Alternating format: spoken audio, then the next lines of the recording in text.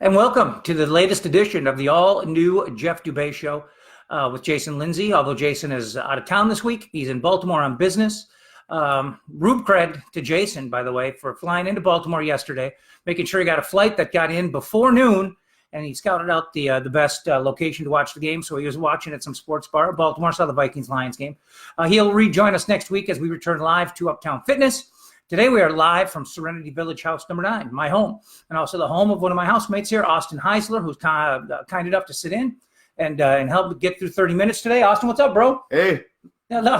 Hey, how you doing? He's pretty articulate, isn't he? Yeah. Now you should see the homework that he's put into the show more than I ever would. That's for sure. I'm just gonna take a look. We got the computer going, so if folks have any comments, we'll try to get to those.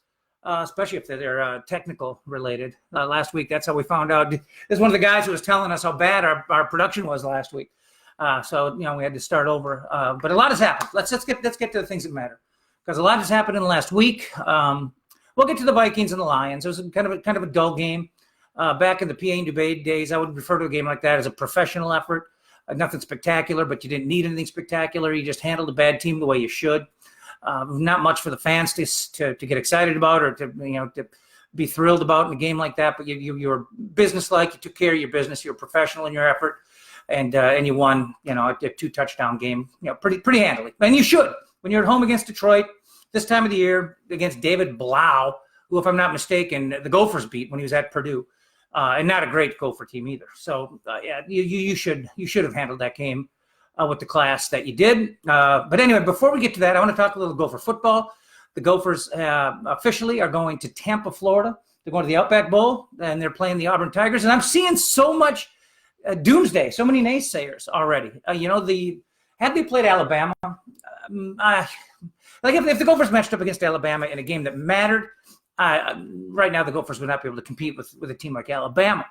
However, in a bowl game like the Outback Bowl, you don't know how much Alabama's going to care. You don't know how many of their seniors or juniors that are going to declare for the draft would even take part in a game like that. So there would have been some X factors. Auburn is a team that I'm convinced the Gophers can be competitive with. I'm not ready to pick them to win. They're 7-point underdogs. I mean, you watched a little bit of Gopher football this year, not a lot, but I mean, are you excited? I mean, for the average rube on the street, is this doing anything for you? They're playing January 1st. In the state of Florida against an SEC opponent. The Big Ten doesn't typically do real well in these games, but again, they're playing SEC teams in SEC country. So it's the deck is stacked against them a little bit, but they're playing on New Year's Day. They're playing on New Year's Day. That's all that needs to be said. Against the blue blood, against the college football blue blood. But we're going to get to the Vikings because he's done a lot of homework on the Vikings. But before we do, I just want to tell people, I'm going to give you some reasons to believe.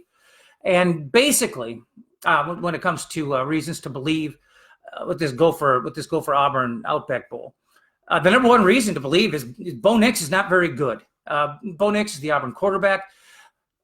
I mean, credit where credit's due. He's a true freshman starting for Auburn. That's not an easy thing to do. And he's got, he's got the intangibles. He's got all the leadership qualities. He's got the maturity. He's got the pedigree. His dad was a quarterback at Auburn, in the 90s. And he's the kind of guy who he can make plays with his feet. He's athletic. And he'll dive head first to get a first down. He won't go soft. He'll go head first and take a hit, put down his shoulder, whatever he has to do to get a first down. He's that kind of a gritty, tough competitor. I will say this, though. He's a below average passer. And you can sit here and throw all the intangibles, you want when you're putting together a quarterback. If you can't pass, it's going to, and Bo Nix is somebody he's gotten a lot of press. He's gotten a lot of hype. He was a heralded freshman. But I'm going to throw some numbers at you here that I did a little research on my own. Bo Nix, basically, Auburn played a better schedule than Minnesota. They're in the SEC. Of course, they're going to play some better teams, and they played against some good defenses. But against quality defenses, Bo Nix wilted, and there's just no other way to put it. As a matter of fact, it's and some of these games were wins, so you can say, oh, he did enough to win, but he just wasn't very good. His first game of the season was a big non-conference win against Oregon. But in that game, Bo Nix was 13 out of 31 for 177 yards and a couple picks to go with 2 touchdowns. So to me, I would almost go with that was one of those games that they won despite him. They beat they beat Oregon 27-21. It was not a very good day for Justin Herbert, who, by the way, somebody's going to draft Justin Herbert high, and they're going to be so sorry. They're going to be he's going to be Ryan Leaf-like in his NFL career. Let's see. I want to just get to a couple more of these scores, or a couple more of these box scores to show folks. Let's see. He did okay against Tulane. He did okay against Kent State. I mean, these are games where you'd expect to do well. He won at Texas A&M, but again, if I'm not mistaken, I just lost it. But the numbers are not good. His completion percentage for the season was 57. His completion percentage against top 25 opponents is 47. His quarterback rating is 124. Tanner Morgan's is like 190 something. Bo Nix is not a very good quarterback. I mean, it's just plain and simple. He's a below average passer, and he's somebody that the Gophers defense can get some things done against. I really do think that this is going to be a competitive game. The Gophers are an early 7-point dog, but all these people who are just, the Gophers can't touch Auburn, they can't beat Auburn, they can't, Auburn. You got to look inside. It's not just, I know Minnesota Auburn, to anybody who's followed college football for the last 30 or 40 years, sounds like it would be a mismatch. But anybody who's watched Auburn and watched Bo Nix and watched the Gophers this year, it's not a mismatch. It's not a mismatch at all. Again, 7-point favorite in Vegas. They at least see it as a one-score game. But this Auburn team, those people will say, hey, they beat Oregon, they beat Alabama. But Oregon's not a very good football team. Wisconsin is going to destroy Oregon in the Rose Bowl, by the way. They're going to kill them. In that Alabama game, if you watch that game, Alabama was by far the better team. They dominated the game. They were up and down the field on Auburn. And like 3 or 4 bizarre things had to happen for Auburn to win that game, including a 100-yard interception return for a touchdown where Mac Jones threw the ball to his running back out in the flat at the goal line, hit him in the back, bounced off his back, and was picked up by a linebacker or cornerback and run 100 yards for a touchdown. They were given a ridiculous ruling at the end of the first half, putting a second back on the clock that allowed Andrews Carlson, Daniel's younger brother, to kick a field goal that proved very consequential. And then when Alabama was going to get the ball back at the end of the game, a bizarre and very deceptive substitution pattern by Auburn made Alabama believe that maybe there was going to be a fake, which had some people scrambling on the sideline to get the right guys in the game, and they got called for a legal substitution. So it was a first down for Auburn, and that was the end of the game. I mean, a lot of really weird things had to go against Alabama to win this game. They were by far the better team. So don't get terrified by Auburn. Auburn's a good team, and Auburn is a rightful favorite against the Gophers. And I do believe Auburn probably wins this game. But Auburn is not some big bad SEC bully that you cannot beat. I mean, this is a winnable game. It's a winnable game, kind of in the same way the Penn State game I thought was winnable going in. The Penn State you'd think would win. They're a favorite against the Gophers. They're probably a better team talent wise. But Minnesota on that day had enough things go right and did enough things right themselves to pull off a nice upset and have a landmark victory. It's going to take that kind of a game, that kind of an effort to do it against Auburn. But that game is far off in the distance. That game's almost a month away. Viking season is in full stretch. My buddy Austin is a big Vikings fan, and he's done some homework, bro. A little bit. No, you should have seen the show prep that he showed me before we got started here. You got some big takes on some rookies. Oh, yeah. You're loving the rookie class. Oh, I'm just, well, pull out the notes. I don't need the notes. I did a whole 5 minutes of research, and I already kind of knew most of the facts. But by the way, what's it like being the second best looking guy on this podcast? It's all right. Well, I haven't missed a Viking game since '85 when I really started being a diehard Viking fan at age 8, and it's been rough. I remember '87. Or when Darren Nelson dropped the pass in the end zone. I was there in '98. Mm-hmm. I've never seen so many grown men crying. Mm-hmm. I was there for 41 Donut. You were there? Wait, no, you weren't there. I was in New York. I was right there, yeah. But I've seen the worst, and I'm yet to see the best. Mm-hmm. I was born about 6 months after their last Super Bowl appearance. So my only thing I wish, just once before I die, that we at least get to that big game. But that all, I believe, lies in the future and comes on the head out, the front office. And what I think they've done this year is a great job with the draft class. Let's start with the first pick, Garrett Bradbury. I know you love Bradbury. Yeah, athletic center, the exact kind of guy they wanted for their zone blocking schemes. And for those who wonder what zone blocking is, it involves you need some athletic ability out of your alignment. I mean, you're not just power blocking the guy in front of you. You're not just plowing forward and trying to take out the guy in front of you. There's a lot of pulling. There's a lot of athleticism. There's a lot of moving in space and getting outside, getting on the edge and finding guys and picking them off. And you need an athletic center. And typically centers aren't historically that athletic, but Bradbury is. Yeah, and not only that, he's played every snap this year. Every snap. That's awesome. And he did have a little bit of penalty issues at the start of the year, but lately he hasn't had any flags thrown his way. And and that's just a sign that he's growing in this, in the system. Now, my favorite draft pick, second-round pick, Irv Smith Jr. I know. I love Irv Smith. I love Irv Smith. I loved it the day of the pick. Speaking of Southeast Conference, an Alabama star, a tight end, more of a pass catcher than a blocker, but he's been a better blocker than I think they anticipated him being. But he's the kind of guy who there's two guys that I think have benefited a great deal from Adam Thielen's hamstring injury. One is Irv Smith, and the other is B.C. Johnson. These are two guys who have been asked to do more, and they have both been able to do more. You know who else has benefited from it is Kyle Rudolph. We've rediscovered Kyle Rudolph. So, this whole Thielen hamstring thing, when it's all said and done at the end, could be a little bit of a blessing. I'm not saying that, had he played against Seattle, maybe you win. Who knows? So I'm not going to call it, a positive. And, you don't lose a player of Thielen's ability and try to spin it so hard that you think it's a positive. But when he does come back, hopefully he does come back sometime in the next couple of weeks healthy, all of a sudden, this offense has rediscovered Kyle Rudolph. This offense has found ways to implement B.C. Johnson and Irv Smith, and now they're clicking. It's an offense with a lot of weapons, and Irv's become a legitimate part of that. Absolutely. My favorite thing about Irv is his name. Yeah, his name. Well, I love the name Irv. I love the name Irv. What a blue-collar, working hard man's name, and it's also my father's name. Hi, Dad. Irv. Mr. Heisler. Yeah, but they've really been trusting him. If you notice the pregame or pre-snap plays, he's been sent in motion a lot more recently. And coming from that Alabama football factory that it is. Yes, absolutely. He's really embraced, the complicity of the NFL. Well, and you know what? Players, there are certain programs that players come out of. There's certain programs where they've been coached up and they are more NFL ready than others. And Alabama's definitely one of those. Saban knows how to get guys ready to play in the National Football League. There's no doubt about it. But the game yesterday, you and I watched it up at Serenity Village Church, a men's ministry event. So it was one of those games where you're not glued to every play. Right. There's a lot of fellowship going on. You're talking to people. We're eating tacos. We had a few technical difficulties that we had to straighten out just to get the game on the big screen.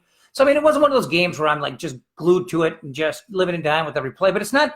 It's just it might not have been one of those games where the Vikings are living and dying with it every play. You get these games late in seasons where you're playing an opponent that is, number one, overmatched, and number two, just beaten down mentally. When a team gets to Thanksgiving and beyond, and they are woefully out of the playoff race and down to like their third, seventh, eighth string quarterback. Their backup right now is Kyle Sloter. They're down to it in Detroit. David Blau, when I saw him play at Purdue, I never thought he'd be an NFL quarterback, and he still probably isn't. He's being used in an absolute dire situation. David Blau will probably never see another snap in the NFL after the season's over. When you have a team that is late in the season facing those circumstances, I don't want to say there's quit in them, but there kind of is. If you put your foot on the throat of a team like that, there's not going to be a ton of fight. And even if there was, there's not a lot of weapons to fight with. So, this was the kind of game where, I expected the Vikings to roll to an easy victory, and I expected it to be kind of bland. They ran the ball a ton, and you would expect them to do that. The stat that I thought was really impressive and really a nice job on the Fox broadcast of showing highlights of this and breaking it down is how effective the Vikings were in that first half with play action. Yeah. Cousins is having a great year. You got to give it up to him. He's having a fantastic year. If you get past the Green Bay and Chicago games, which, by the way, are potentially very, very damaging. Those games are the reason they're fighting for a wild card rather than a division title. Although division title might still be within grasp if the Bears can do the Vikings a favor and win this weekend at Green Bay. We'll talk about that a little bit more before we get done here. But if Cousins with the play action, obviously the Vikings have a fantastic running attack with Dalvin Cook. But when they play action, and typically when the Vikings play action, they do it with a little rollout, which is typically called a waggle, a QB waggle. It's play action and get Cousins out of the pocket. Sometimes it's just a straight deep drop, 7-step, 9-step to look downfield. But when they play action and roll Cousins out, and then there's just nobody in front of him, and he's got all day. When he's in that situation, like when you see that unfold as you're watching it on TV, you just expect something good to happen now. Oh, absolutely. Yeah. They got 2 touchdowns on that play 2 weeks ago. Yeah. No, the game before Seattle. Denver. Yeah. Yep, yeah, on that comeback. Absolutely. Yeah. So back to Irv Smith Jr. Irv Smith, I'm still stuck. Yeah. What would you? I gave Bradbury A-. What would you give Irv Smith? Irv's a strong BB plus. Man. He's done everything they asked him. He's not as big a factor in the offense as I expected he'd be. I'm not sure that is his fault. Okay. So we're gonna move right along to our third round draft. Third round pick. But guys, look at you running the show. Keep going. Keep going. I'm not running. No, but keep anyway, going. Alexander Madison. Madison. Love You him. know, he really reminds me of Edwin Moses, probably the greatest hurdler of all time yesterday. You know, what a reference. Edwin Moses. What about Ronaldo? What about Ronaldo Nehemiah? Oh, yeah, we're one of those two. That's the other. When I look back at yesterday's game, I remember one play, and that was Alexander Madison. Wow, Edwin Moses reference. I thought it was Edwin Moses. Yeah. Yeah, I mean, I remember Ronaldo Nehemiah was a hurdler, and he became a receiver for the Niners. But yeah, Edwin Moses. Wow. Didn't he have like a beard? Yeah. He dominated. He was unbeatable for 10 years, from about the late 70s to the late 80s in the 400-meter hurdles. But that's so long ago. But back to Alexander Madison. Yes, yesterday, Mr. Olympics here. Alexander Madison. Awesome. Just to show you how much trust this franchise has in Alexander Madison. Prior to the Seattle game, he had only had 4 receptions. Now, fast forward to the Seattle game, he had 4 receptions in that game. One of them was that real long one, and then I think he added 2 more yesterday against the Lions. Yeah. So in the last 2 games, he's had 6 receptions, and you know, receptions don't come easy for a third-round rookie running back. Well, you know, and they took him because they thought he had kind of that pro style to him, that he had a little bit of everything. You know, he could pick up a blitz, you know, if he has to, catch a ball out of the backfield if he has to. He is in many ways the perfect replacement or backup to Dalvin Cook. I mean, they're very similar, not just the haircuts. Oh, you have to admit, the Vikings running backs, they definitely have a certain style to them. I mean, every one of them right down the line except for CJ Ham. Rough and tough. They got that. They got the flowing locks, the dreads. But I mean, aside from physically resembling Dalvin Cook, although maybe a slightly smaller version, he is a similar player. He's an explosive runner. I mean, just a downhill explosive runner, the kind of guy who can do the cliched, you know, put the foot down and go. He's a good, strong cutback runner, and he's a very solid receiver. As a matter of fact, going back to his proficiency as a running back, I go back to that Green Bay game and the drive where the Vikings, I thought would ultimately win the game, but it led to the Cousins interception. Madison had a run. I mean, like the play before the interception, Madison had a run, it was probably like a 15-yard run, where he took it down to the Green Bay 8-9 yard line for a 1st and goal, where he ran through 2 or 3 people. I mean, not to go back to that game and bring up harsh memories, but that entire drive that led up to the Cousins interception, you could see that the Vikings had established a physical domination. Green Bay was completely worn out. The Vikings were just ripping them apart, gashing them at the line of scrimmage, just running the ball down their throats, and you just knew that the Packers didn't. When Madison, you know, galloped down to the 8-9 yard line, you just knew that there was no way that Green Bay was going to be able to keep them out. They had been pushed around play after play after play on the entire drive. So really, it drives me nuts to think of the fact that they not only threw the ball on first down, but they throw an interception on first down. Yeah, I was begging them, run it, pound it. Run the football, and you don't have to worry about it. It would have been a done deal, and you'd be in firm control of the NFC North right now, rather than a Green Bay Packer team at 10-3 that really should be 8-5 without some horrific officiating going in their favor this year. But you know, did you have any other rookies you want to tout? By the way, how deep are you going to go into this draft? I think we'll stop right there. You're going to stop at 3? So there was a limit to your homework. Well, I did 5 minutes. There's a limit to your homework. Yeah, 5 minutes. Yeah. All right. Well, the future of the franchise all is in the draft class. Yeah. You know, it's not like other sports where you can just acquire free agents, and it comes from drafting and developing players, and that's, you know, I just hope at one time before I die that this team gets to the promised land. So and the only way they're going to do that is by drafting strong. Now, in the past, I've seen these draft classes come and go, and God, they've just been so sad for the most part. I mean, there's with the Harrison Smith, that draft was a good one, and Kendricks and stuff. But they've had their moments. I think this might be the solidest draft class I've seen since '98. I'm kind of enjoying this vibe. We're at we live at Serenity Village, in one of the Serenity Village recovery homes. We're both in recovery. I don't think you mind me saying that publicly. Absolutely not. It's kind of a fireside chat vibe we've got going on here. Again, this show is typically sponsored by Uptown Fitness. My buddy Jason Linse, strongly affiliated with Uptown Fitness, you could say. And I don't know a ton about that business, to be honest with you. We do the show there typically. You see us right in front of some of the machines and the big logo on the wall. And we'll be back there next Monday doing the things that we do, Jason and I. But I had this opportunity with Jason out of town to sit down with my good buddy Austin. And I tell you what, you know, and I've been pretty public about this. You know, I went to Minnesota Adult Teen Challenge for 13 months. We're going to get serious now. Is that all right? Yeah, we get serious? Absolutely. We're going to get real. I did 13 months at Minnesota Adult Teen Challenge, graduated in January. And, you know, I've been to treatment more than once. And if there's anybody out there who's struggling, who could benefit from our stories, more power to you. But one thing that always happened to me, well, the thing that always happened to me is I did not take aftercare seriously. You know, it's like you get towards the end of an inpatient treatment and people are like, okay, are you looking at some sober housing? What are you going to do? I always wanted to just go home, resume my life, and get back to what I did, which meant ultimately getting back to using and relapsing. If people really want to know what at least in my opinion, living it right now, what the key is to staying sober, especially coming out of an inpatient program, is to find some really good sober living. And I mean, I get it. I mean, real estate, people who run sober houses are trying to make money. So they're trying to get into places that are, most sober houses are like older, rundown, like apartment type buildings or old rundown houses in the inner city. Like the sober house I wound up in when I got out of Teen Challenge was right by Chicago and Franklin. If I'd go to the corner to catch a bus, I sat at a bus stop and people would smoke crack right next to me in the bus stop. So I mean, it was not an ideal place, And, right. and finally, and also it was a lonely place where I had a lot of isolation, no camaraderie, no fellowship. And by July, I'd relapsed. And when that happened to me, I went back to Minnesota Adult and Teen Challenge to do the short-term program because that's home and those people are family. And I knew that's exactly where I needed to turn. But the biggest difference this time is when I left there in September, I came to Serenity Village. And I love this place. I'm not trying to do a commercial for it, but I moved into this great house, in the city of Crystal and in a nice, I used to have a house in Plymouth. I was just, a few minutes from here. So, I mean, there's a type of part of town I'm used to. We're in a nice family neighborhood. We live right on Winnetka. Yeah. Right on Winnetka. I mean, it's a great place. And by being here, I wind up living with guys like Austin Heisler, and other guys who are just men who like to serve. They go out to the community and feed the poor. And that's the kind of things that I've been doing. It's all because of guys like him. And I want to take time to congratulate you. I hope you don't mind me putting you on Front Street here.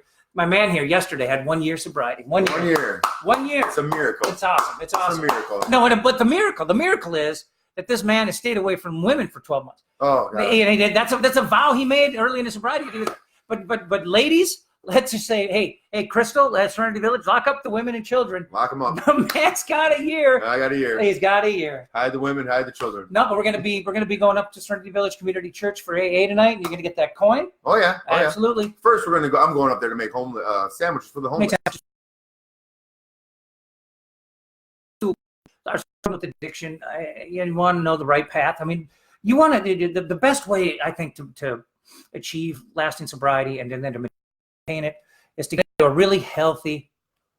Oh no, we lost